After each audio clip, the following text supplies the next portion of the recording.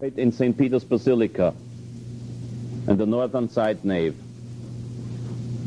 St. Josephat died for the unity of the Ukrainian Church and Rome. Pope John Paul II mocks the martyrs who have died for the unity of the Ukrainian Church and Rome. When he says, he doesn't say it personally, that's the way you do it today, you let the congregation sign the stuff. And in the Parliament statement, the Catholic priests in Ukraine are asked to submit to the Orthodox local bishop. This is high treason, and if it was not the Pope, he would be due to capital punishment. Except that no earthly authority can judge the Pope on these things. But let us remember what Innocent III said, the less a man is judged by man, the more he will be judged by God. I recommend to you, I will, on another occasion, go into the depth of ecumenism and to the absurdities it has caused, especially with the present Pope. Meanwhile, I recommend to you to read Mortalium Animos. It is short, precise, and to the point. I recommend to you to read Mirari Vos by Gregory XVI. Again, a short encyclical. In those days, the popes believed in expressing themselves in short and distinct ways, clarified terms, not come up with ambiguous terms and hundreds of pages of blah blah, as the present Pope so much enjoys to do. I cannot, unfortunately, I do not have the jurisdiction, keep him from doing that. But I want you to understand that what he is doing is high treason to Christ. It is high treason to the Catholic Church. There is no dialogue with people who reject the truth. As a personal principle, if you forgive me for making a personal remark, I have lots of patience for people who are interested in the truth. My patience for those who do not want to hear the truth is limited to a hi. Thank you.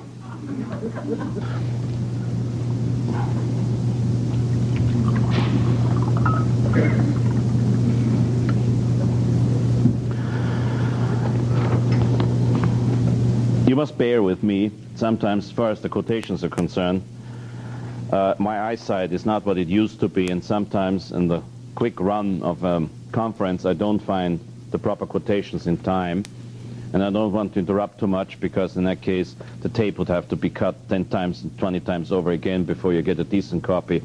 So let me quote now 2 paragraphs of Mortalium Animos, which I should have quoted right at the moment when we were talking about dialogue. Pope Pius XI in Mortalium Animus number 10 says the pan-Christians, he gave that term pan-Christians to all these idiots who wanted to have a common religion of all Christians, which of course, as you understand by now latest, is impossible and absurd. I quote, "These pan-Christians who strive for the union of the churches would appear to pursue the noblest of ideals in promoting charity among all Christians. But how should charity tend to the detriment of faith? Everyone knows that John himself, apostle of love, who seems in his gospel to have revealed the secrets of the Sacred Heart of Jesus, and who never ceased to impress upon the memory of his disciples the new commandment to love one another, nevertheless strictly forbade any intercourse with those who professed a mutilated and corrupt form of Christ's teaching.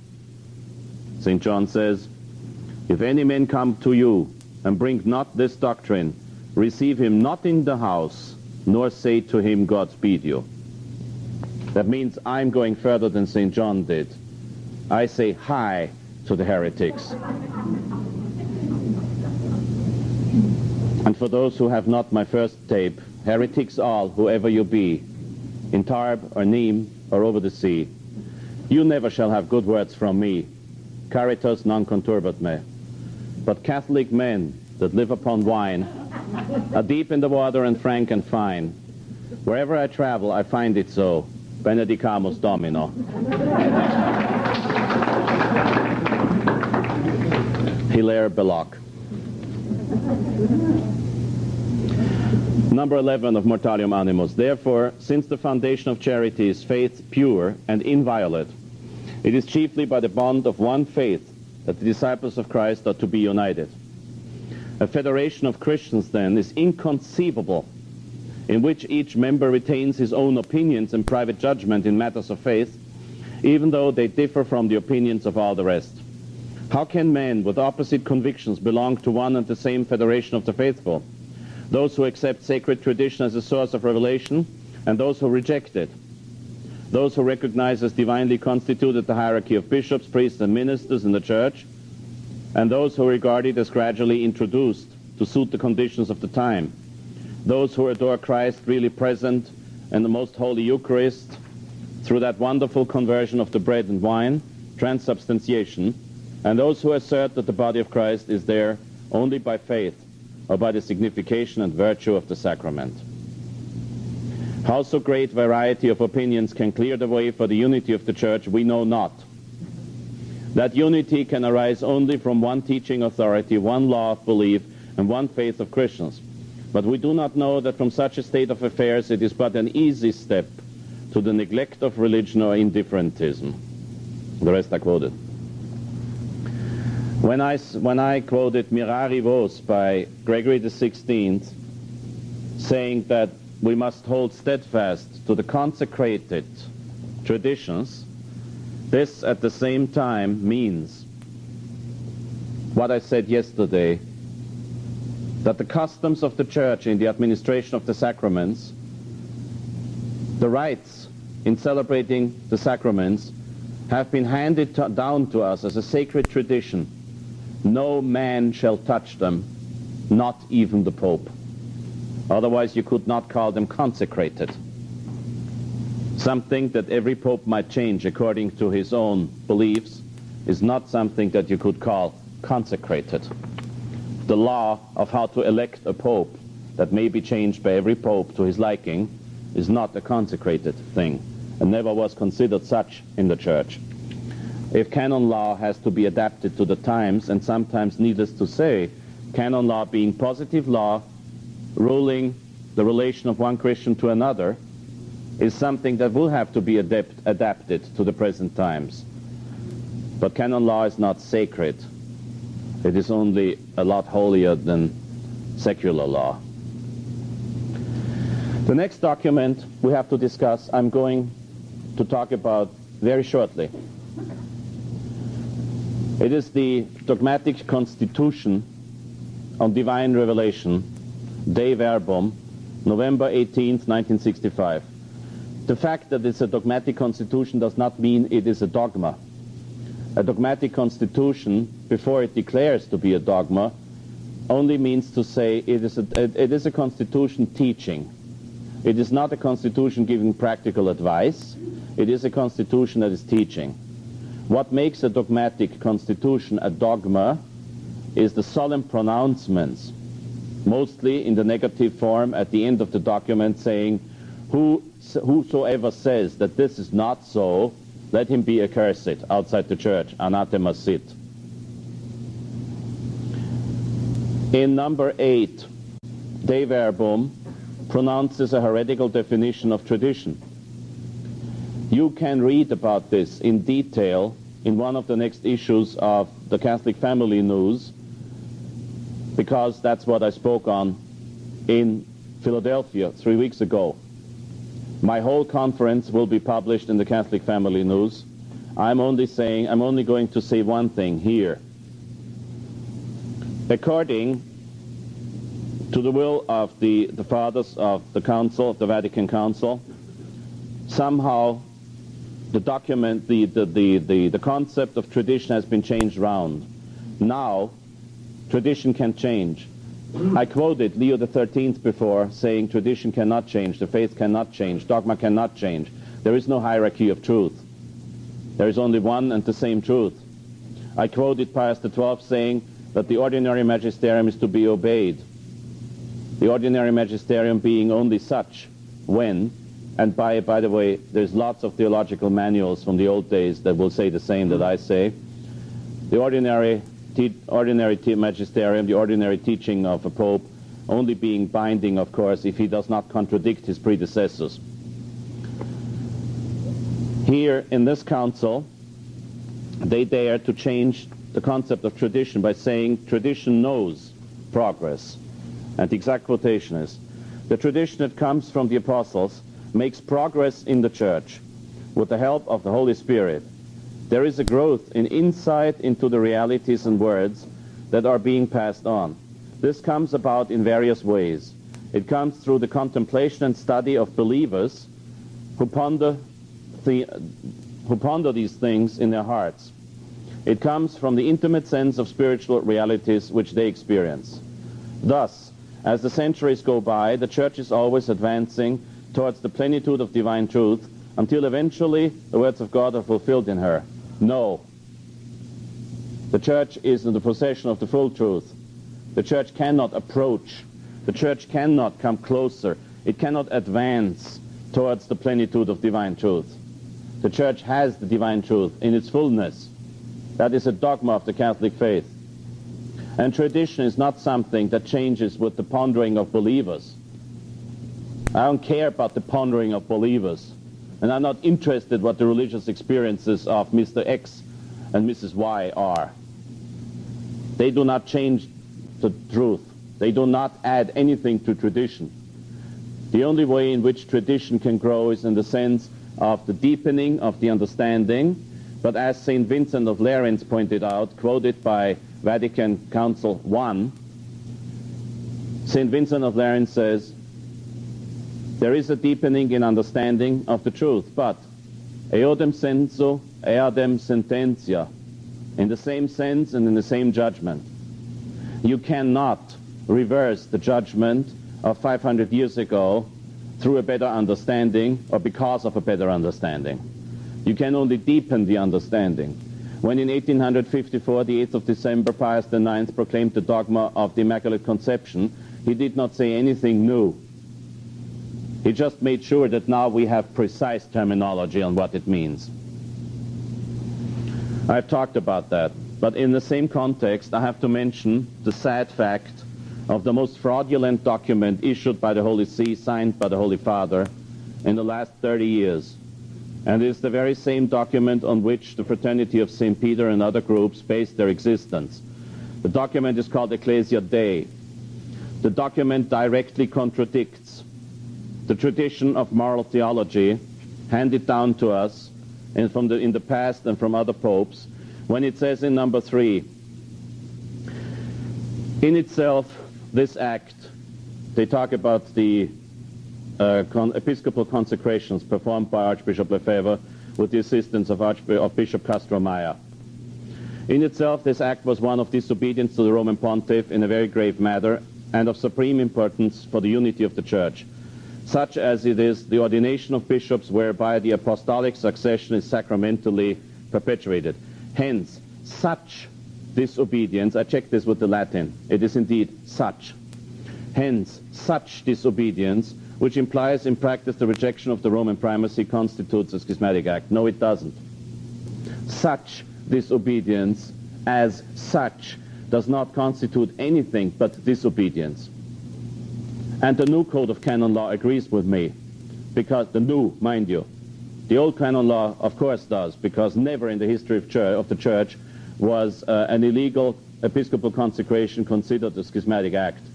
Schism is automatically connected with the extreme penalty of excommunication.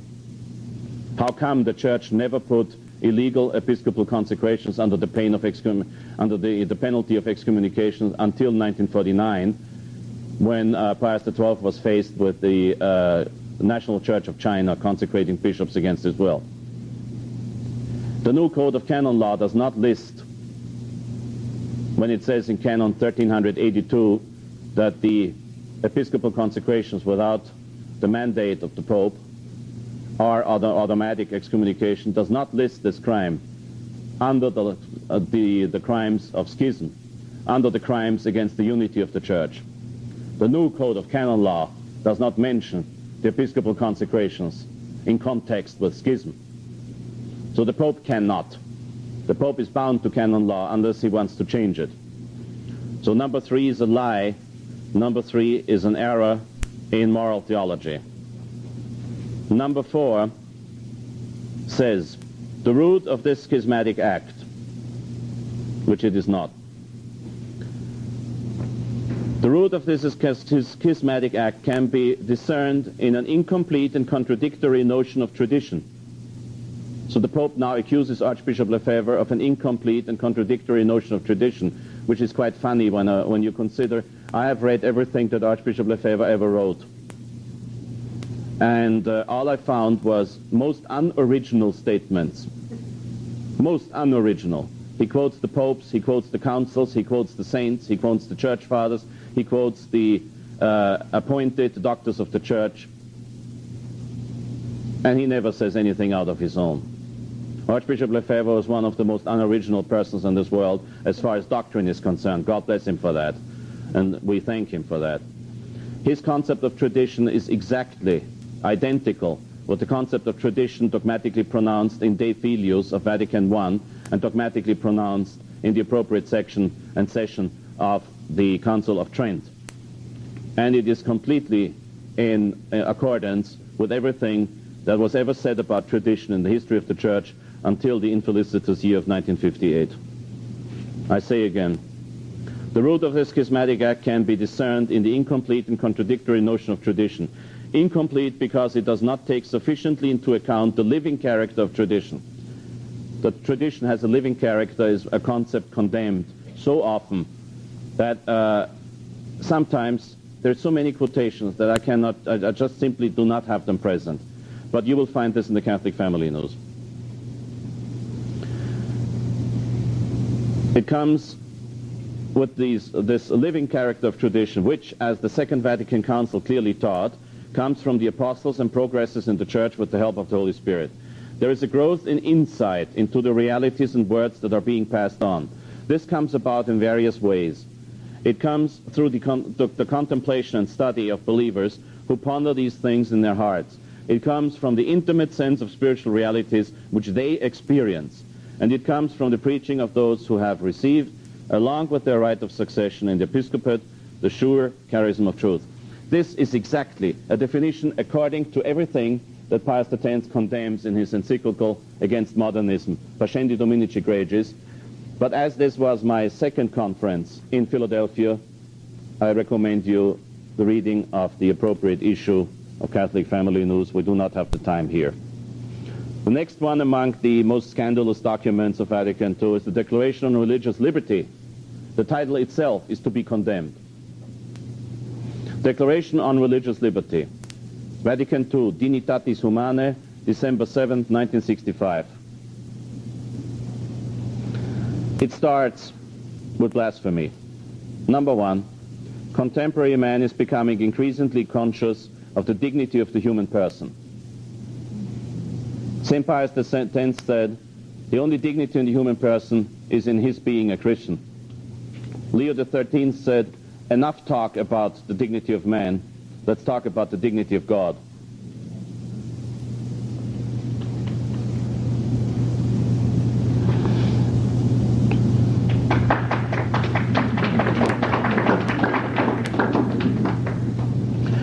Thank you for applauding Leo XIII.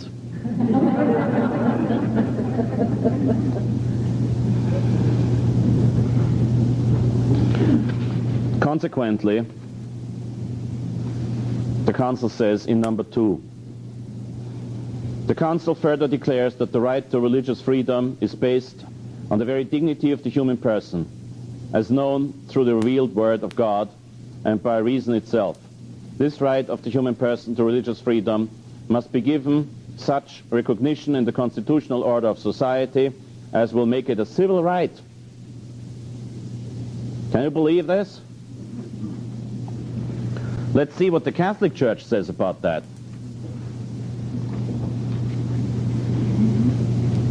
In Mirari Vos, Gregory XVI condemns this concept when he says in number 15, from this poisoned source of indifferentism flows that false and absurd, or rather extravagant, maxim that liberty of conscience should be established and guaranteed to each man.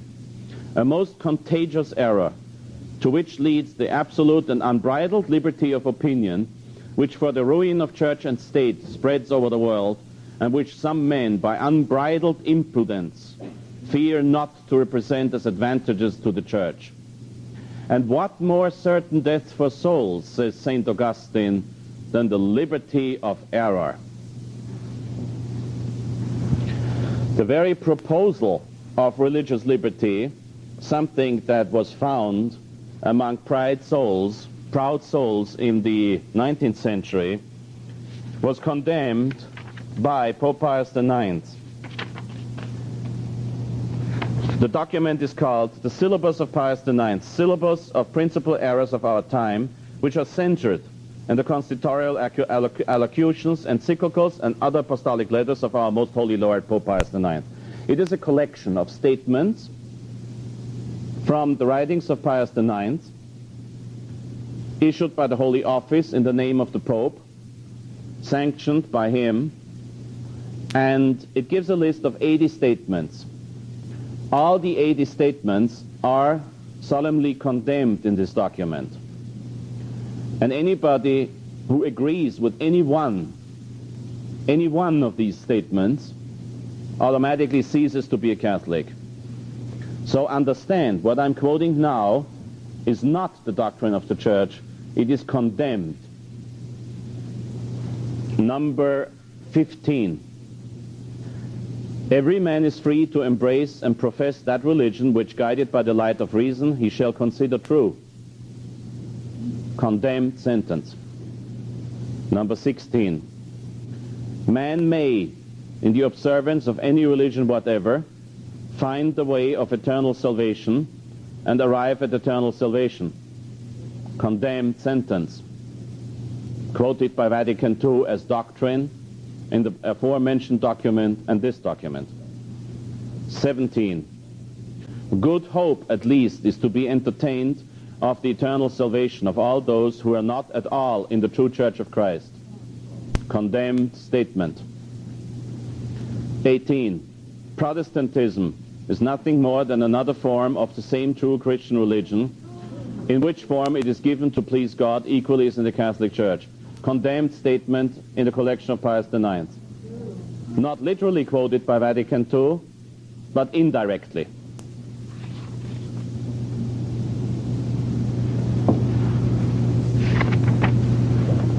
The syllabus makes sure that the document on religious freedom, written up by the Council Fathers, is un-Catholic, contradictory to the teaching of the Church. Cardinal Ratzinger has admitted that. Nobody of the so-called halfway 50% or 45.5% traditionalists who say Father Hesse should not break with the Church by saying that Vatican II is heretical, anybody who says that is really in contradiction to the present prefect of the Congregation of the Faith, who said the decree on religious liberty is certainly an anti-syllabus. And the syllabus is the list of condemned sentences, which I was just quoted to you. So Cardinal Ratzinger says the same thing that I do. Why he does not draw the consequences is not for me to judge. But the decree on religious liberty is definitely to be condemned. And it is, as a matter of fact, the point in which Archbishop Lefebvre said, no, I will not sign anything anymore now. Some of the first documents, nonetheless, they contained all the errors. Archbishop Lefebvre signed, and he said, because at the time we were not able to imagine that a pope would sign documents that are wrong, so we submitted. Understandable error, and I can tell you I'm a witness to this error because I committed it myself many years ago. I said it's impossible that the Pope signs things that are against the faith. I have learned my lesson, and so have you. It is through his conscience that man sees and recognizes the demands of divine law. He is bound to follow this conscience faithfully in all his activity, so that he may come to God, who in his last end. Therefore, he must not be forced to act contrary to his conscience. The Church never said that anybody may be converted by force. But at the same time, the Church said, if you do not conform your conscience to our teaching, you will, excuse me if I say it in the Irish way, go to hell.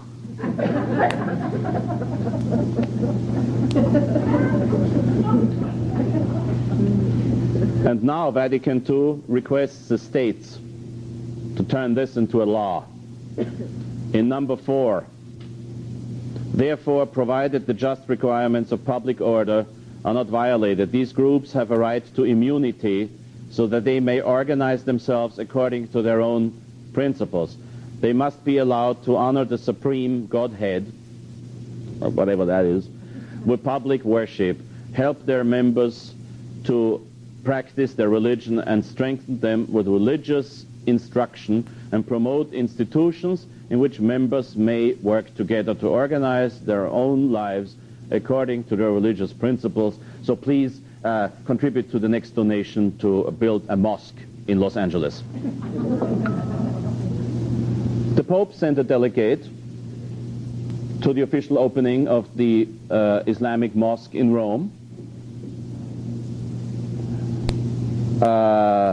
Friends of mine in Rome who belong to a group that is called very right-wing, but they are very Catholic, catapulted slices of salami into the mosque. God bless them.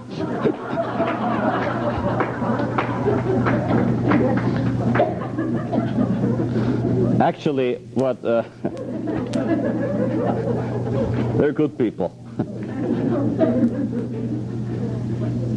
See, we shoot them with slices of salami. The Quran says in Surah 47 that they ought to kill us. Well, Vatican II is certainly a perverted council, because it's actually here requesting from the civil authorities to give complete freedom to other heretical, schismatical, and pagan religions. And this is something that has been again condemned by Pius IX in the syllabus. I quote,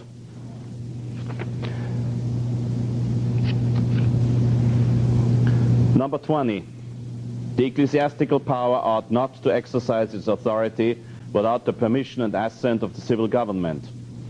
This is now in the Bellarmine statement I quoted before with the Orthodox churches. Number 21, the Church has not the power of defining dogmatically that religion of the Catholic Church is the only true religion. Vatican II doubts it all the time. They do not say exactly the same, which was condemned here, but they always say something which comes out the same. Because if the Catholic Church, if the civil authorities that always, throughout the tradition of the Church, had to submit to the Pope, remember Gregory XVII excommunicated the German Emperor for not submitting to the Pope, and Henry VIII was excommunicated, rightly so, because he split with Rome. Now Vatican II says this is all right. And as a matter of fact, the Pope, together with that abomination of a so-called bishop, calling himself the Archbishop of Canterbury, being a layman, of course, because their orders are definitely invalid, as Leo XIII declared dogmatically in his Apostolice Curae, the Pope, together with a layman in Canterbury, blessed the people.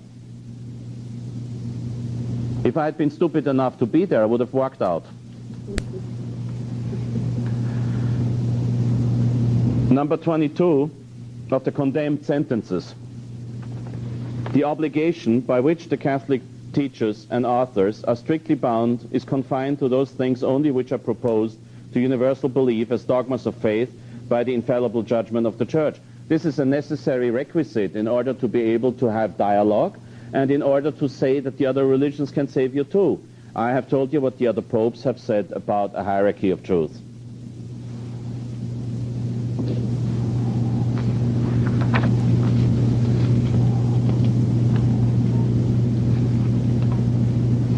And at the end of the list of condemned sentences, we will see what Pius IX said about new theories on the powers of the state and the relation between church and state.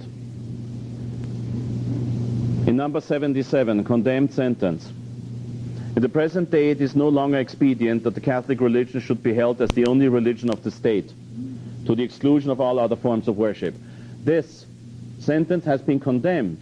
Now, the document on religious liberty asks the civil authorities to turn religious liberty into a civil right. What was the result? The Constitution of Colombia and South America said that the official state religion of Colombia is the Catholic religion, the Catholic faith. The Pope, Paul VI, had them remove that. The Vatican exercised pressure on the Colombian government for more than 3 months until they gave in and canceled that paragraph of their constitution. Archbishop Lefebvre, who was well versed with the different constitutions of the different parts of Switzerland, different provinces of the Confederatio Helvetica, which is Switzerland, the Helvetic Confederation, said that in one of the French-speaking parts of Switzerland, to be precise, the Rhone Valley, the Canton Vaud, their local constitution held the Catholic religion as the state religion. The Apostolic Nuncio in Switzerland forced them to remove that paragraph. This is the interpretation of the document on religious liberty. So let no man say that I viciously interpret it in a way they don't. They interpret it even stronger than I would have ever. Another condemned sentence is 78 of the syllabus. Hence it has been wisely decided by law in some Catholic countries that persons coming to reside therein shall enjoy the public exercise of their own peculiar worship. Now this is a direct quotation from Vatican II that has been directly condemned by Pope Pius IX. Okay? Number 79. Moreover, it is false that the civil liberty of every form of worship and the full power given to all of overtly or publicly manifesting any opinions whatsoever and thoughts conduce more easily to corrupt the morals and minds of the people and to propagate the pest of indifferentism. Mind you, this statement is saying it is false to say that the pest of indifferentism is provoked by civil law allowing all religions. Vatican II demands from civil law to allow all religions and foster them and help them. Number 80. The Roman Pontiff can and ought to reconcile himself and come to the terms with progress, liberalism, and modern civilization. This has been condemned. The Roman Pontiff can and ought to reconcile himself and come to terms with progress, liberalism, and modern civilization. The Roman Pontiff, believe me, has not only come to terms with them, he superated their own desires in his own secularism and in his own indifferentism and in his own treason to the Catholic faith. He's a traitor. To make sure he understands it, in Polish the word is zdrajca.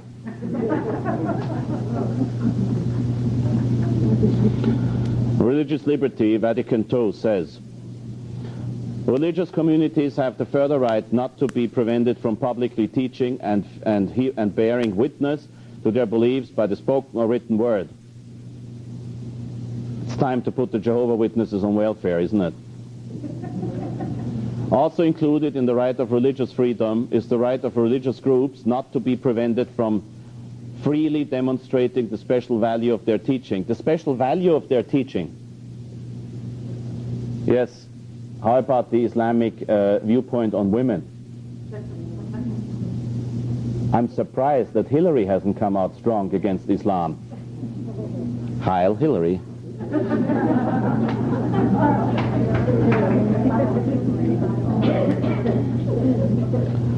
Also included in the rights of religious freedom is the right of religious groups not to be prevented from freely demonstrating the special value of their teaching for the organization of society and the inspiration of all human activity.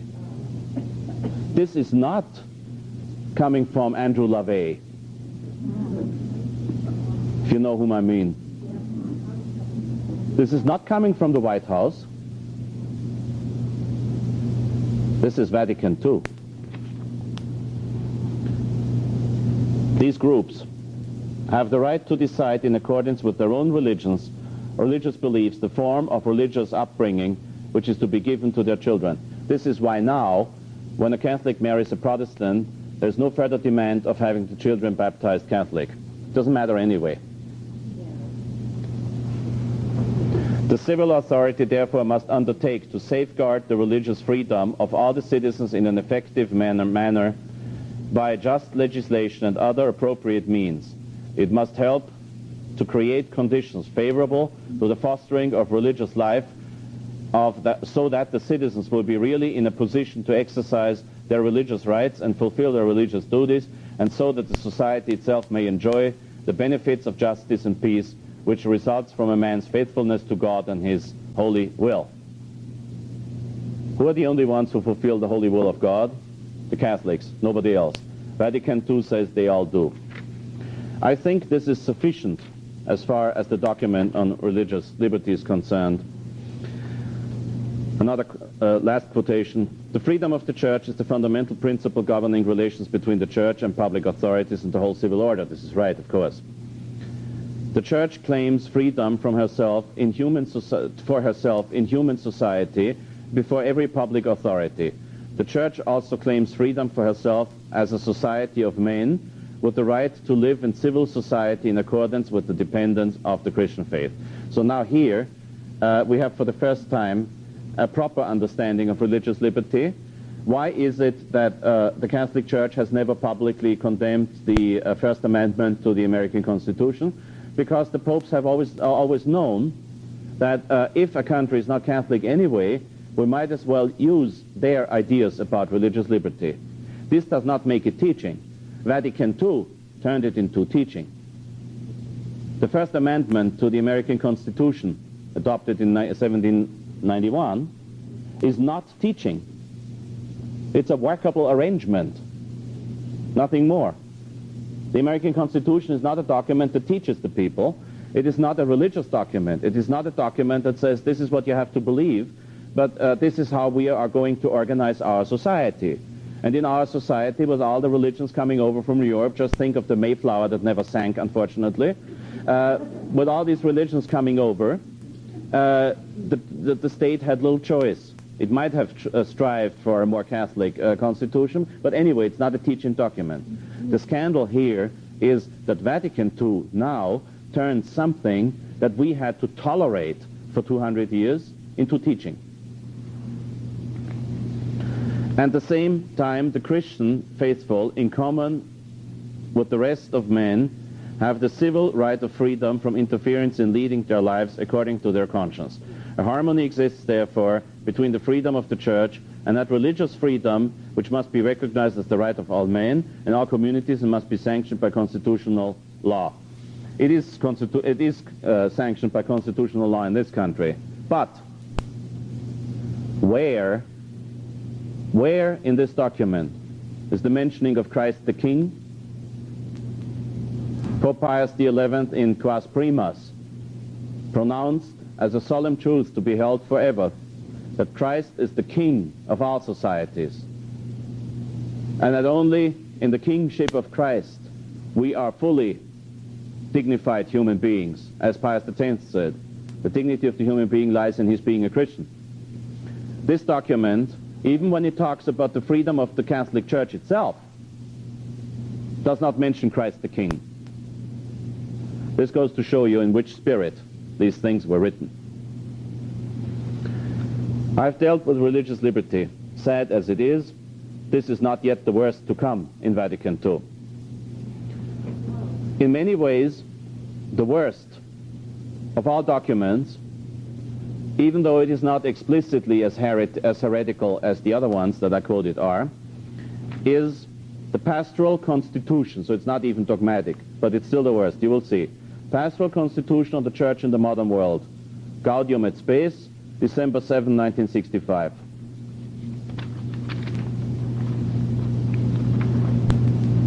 They really talk about what is actually the relation between the Church and the world today. And the Church, the Conciliar Church, in her incredible generosity, offers, I quote, to cooperate unreservedly with mankind in fostering a sense of brotherhood to correspond to the destiny of theirs. Christ the King is out the window again.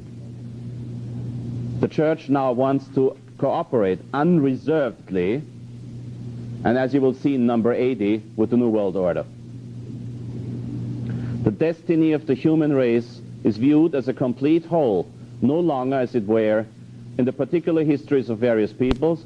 Now it merges into a complete whole. So we are one with the Jews, we are one with the Protestants, we are one with Islam. Tell your Muslim brother next door that you are his brother united with him, but prepare for some answers. Tell the Orthodox Jew in your community who still respects the synagogue more than the Vatican Council respects the Catholic churches by destroying them one and another. Tell the Hasidim Jew who follows the rules of his religion, whatever they are, tell the Hasidim Jew that you are one with him. You will get a probably very kind answer.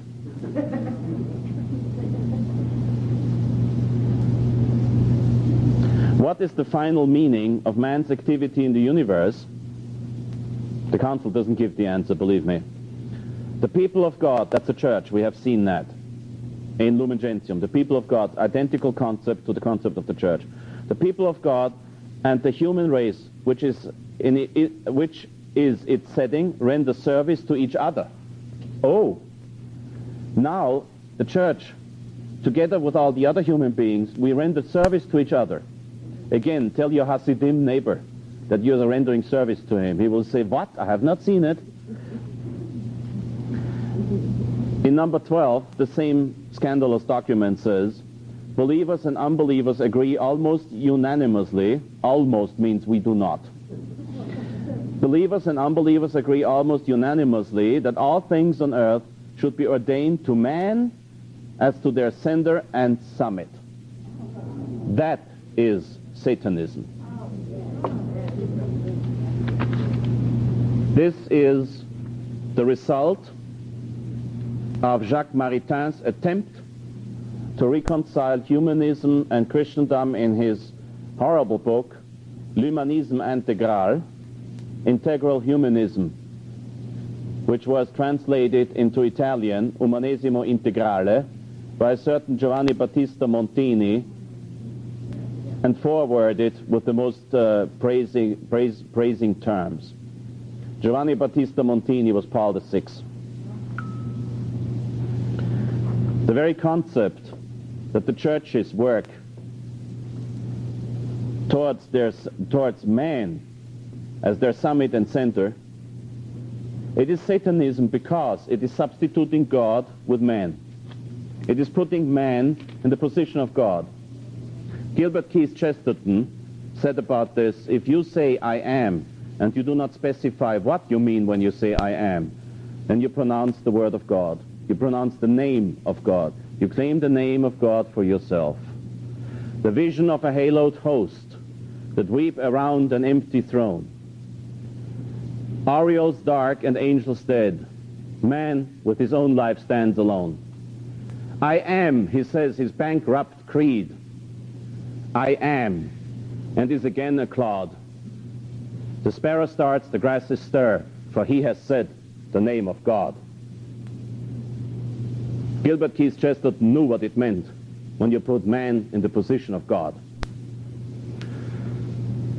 The only time of the year in Holy Mass that I break the sacred rubrics of Mass is on Passion Sunday, when Christ in the Gospel says, Antequam Abraham firit ego sum. Before Abraham was, I am. This is the second time of two times. The second time in the Old and New Testament that God says his own name. The Hasidim, Jewish neighbor I quoted before, would be scandalized, absolutely, totally scandalized by Gaudium et Spes number 12, telling him that his religion is ordained towards man as the center and summit. He will say, oh no, it is not. It is God. Because he knows that he commits a mortal sin if he even, in his religion, names the name of God. Yahweh, I am. God himself says it only twice in Holy Scripture. When Moses faces the burning thorn bush on Sinai, and he says, "Who are you?"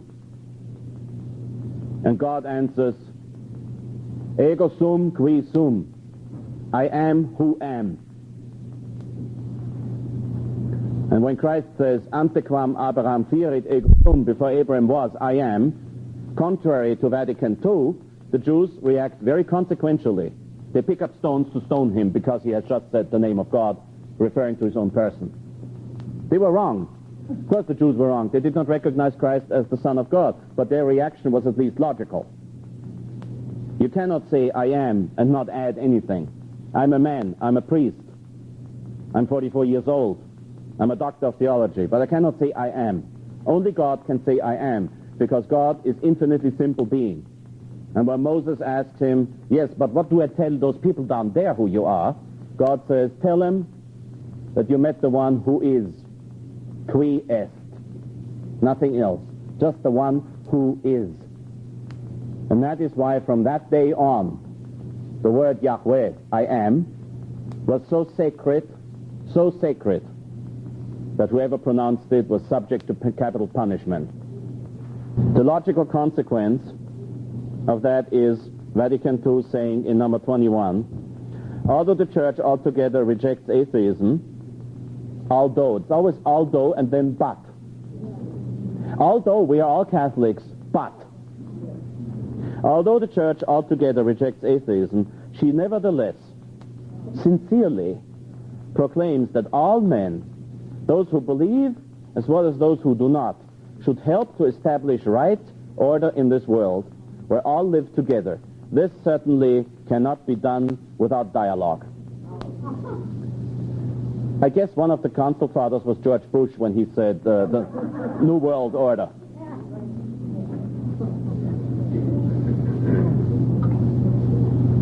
No, I take that back.